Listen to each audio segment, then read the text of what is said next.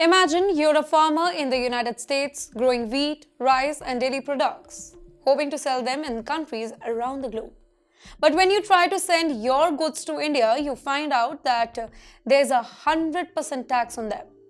Now that means that if your product cost about $10, it will now cost about $20 for Indian buyers, making it almost impossible to sell them. Well, this is exactly what's happening, and the White House is not happy about it. On Tuesday, White House Press Secretary Caroline Leavitt strongly criticized India's decision to impose 100% tariff, and that too on the US agricultural goods. She said that these high taxes make it almost impossible for American goods to be sold in India and are hurting the US farmers and businesses. And also, not just India, many countries have high tariffs. India is not the only country imposing high tariffs on American products.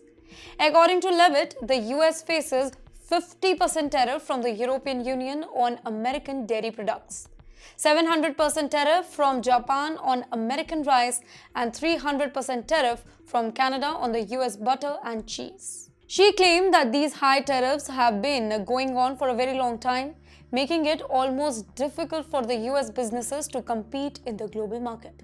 Many American companies have shut down and people have lost their jobs just because of these restrictions that she said. Then comes Trump and his reciprocal tariff. In response, Donald Trump is planning to introduce reciprocal tariff, which means that if a country puts high taxes on US goods, the US will do the exact same to their products. This policy is set to start on April 2nd, a day that Trump has called the Liberation Day for the US economy. Trump made it very clear that no country will be spared. This means that India, the European Union, Japan, and Canada will all face new tariffs from the United States. This decision has come as a shock to India, as both countries were still negotiating trade deals to reduce tariff on each other's goods. Now the question is, what's next? While Trump has said that these new tariffs will be temporary, he also called them a big game changer for the US economy.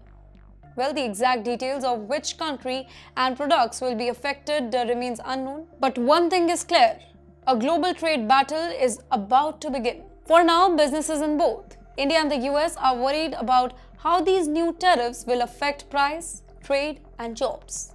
If both countries continue to increase taxes on each other's goods, everything from American apple to Indian spices could become much more expensive for the entire world. The world will be watching closely as April 2nd approaches, wondering, will Trump's tariff help American businesses, or will they trigger a new wave of economic tension between India and the US?